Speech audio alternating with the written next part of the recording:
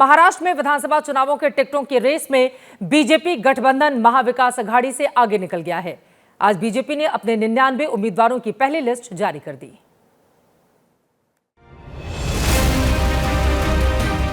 महाराष्ट्र में कल तक खबर थी कि दोनों गठबंधन 28-28 सीटों पर फंसे हुए हैं। आज बीजेपी ने टिकटों पर पहले सस्पेंस तोड़ा। पार्टी ने पहली लिस्ट में 99 उम्मीदवार घोषित कर दिए। इनमें डिप्टी सीएम देवेंद्र फडणवीस नागपुर दक्षिण पश्चिम से, महाराष्ट्र बीजेपी अध्यक्ष चंद्रशेखर बावनकुले कामठी सीट से, सुधीर मुंगटीवार बल्लारपुर से, गिरीश महाजन जामनेर से, राम कदम घाटकोपर पश्चिम से, आशीष शेल्लार वांद्रे पश्चिम से उम्मीदवार होंगे। नारायण राणे के बेटे नितेश राणे कंकावली से चुनाव लड़ेंगे। बीजेपी ने पूर्व मुख्यमंत्री अशोक चव्हाण की बेटी श्रीजया चव्हाण को भोकर सीट से अपना उम्मीदवार घोषित किया है। वहाँ पर उम्मीदवारी के बारे में जो 5 साल उन्होंने काम किया है, ये सारा कैलकुलेशन करके सीट मिली है। सारे उम्मीदवार अच्छे से जीतेंगे। अच्छी लिस्ट हमारे केंद्रीय नेतृत्व ने दी है। वहीं मातोश्री में महाविकास अघाड़ी की बैठक हुई, लेकिन पहली सूची आज भी नहीं आ पाई। उद्धव की शिवसेना ने बीजेपी पर वोटरों की हेराफेरी का आरोप लगाकर नई सनसनी जरूर फैलाई। विधानसभा में ये लोग हार रहे हैं तो क्या कर रहे हैं अभी मालूम है आपको? जो वोटर लिस्ट है उसमें गड़बड़ और घोटाले कर रहे हैं। चुनाव आयोग को से हाथ मिलाकर चुनाव आयोग उनको मदद कर रहा है। महाविकास अघाड़ी के तोलमोल में समाजवादी पार्टी भी 12 सीटें मांगकर नया पेच डाल चुकी है। पार्टी 5 उम्मीदवार घोषित भी कर चुकी है और कोशिश में है कि यूपी की दोस्ती के एवज में कांग्रेस अपने हिस्से की 4 से 5 और सीटें उसके लिए छोड़ दे। हम नहीं चाहते हैं कि ये सीटें इंडिया अलायंस लूज कर दे। ये हमने अखिलेश जी उसके पार्टनर है ना, हमने बताया उनको ये बातें। अब आप जाइए मालेगांव, धुलिया, 3-4 सीट मिल जाए तो ठीक है। महाराष्ट्र विधानसभा की 288 सीटों पर 20 नवंबर को मतदान होना है। नामांकन की प्रक्रिया बस 2 दिन बाद शुरू हो जाएगी। वहीं झारखंड में टिकटों को लेकर इंडिया अलायंस की पार्टियों में 3-13 की नौबत आ रही है। कांग्रेस और झारखंड मुक्ति मोर्चा की 70 सीटें आपस में बांट लेने पर आज आरजेडी भड़क गई।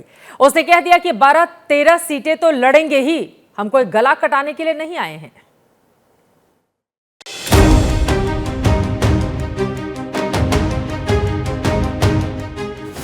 सत्तर सीटों पर इंडिया गठबंधन के जेएमएम कांग्रेस के प्रत्याशी होंगे।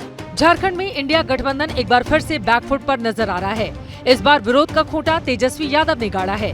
झारखंड में विधानसभा की 81 सीटें हैं, जिनमें 70 पर कांग्रेस और जेएमएम ने चुनाव लड़ने का ऐलान कर दिया है। बाकी 11 सीटें आरजेडी और लेफ्ट के लिए छोड़ी हैं। लेकिन राहुल गांधी और हेमंत सोरेन का ये ऑफर तेजस्वी यादव को कबूल नहीं है। राजद का कम से कम 22 जगहों पर कम से कम एक ऐसा जनाधार है जहां हम जीत तय करते हैं। एक दिन पहले राहुल गांधी रांची में थे। हेमंत सोरेन से उनकी मुलाकात हुई। सीट बंटवारे को लेकर बात हुई। आरजेडी का दावा है कि उसे 3 से 4 सीटों पर चुनाव लड़ने को कहा गया है। अब वो बातचीत 3-4 सीट पे आई।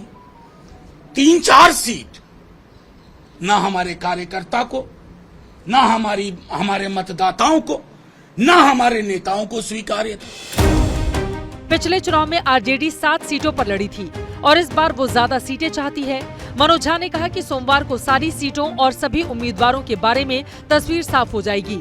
आपको बता दें कि झारखंड की 81 विधानसभा सीटों पर 2 फेज में 13 और 20 नवंबर को चुनाव होंगे। नतीजे 23 नवंबर को आएंगे।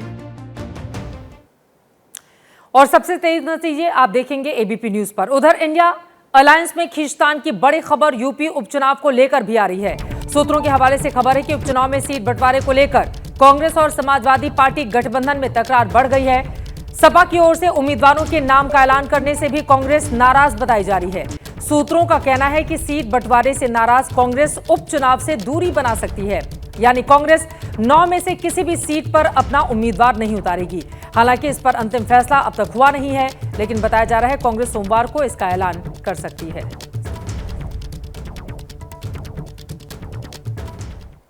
जैसे ही घड़ी का काटा दोपहर 2:30 पे आए, बबीता जी का दिल सास बहू साजिश के लिए मचल जाए। और ये है इनकी बहू पूरे दिन ऑफिस की टेंशन हो जाए गॉन जब ये करें अपना फेवरेट शो फ्री टाइम पे ऑन। इनकी तरह आप भी देखें अपना फेवरेट शो अपने टाइम पर और डाउनलोड कीजिए एबीपी लाइव ऐप अपने स्मार्ट टीवी पर।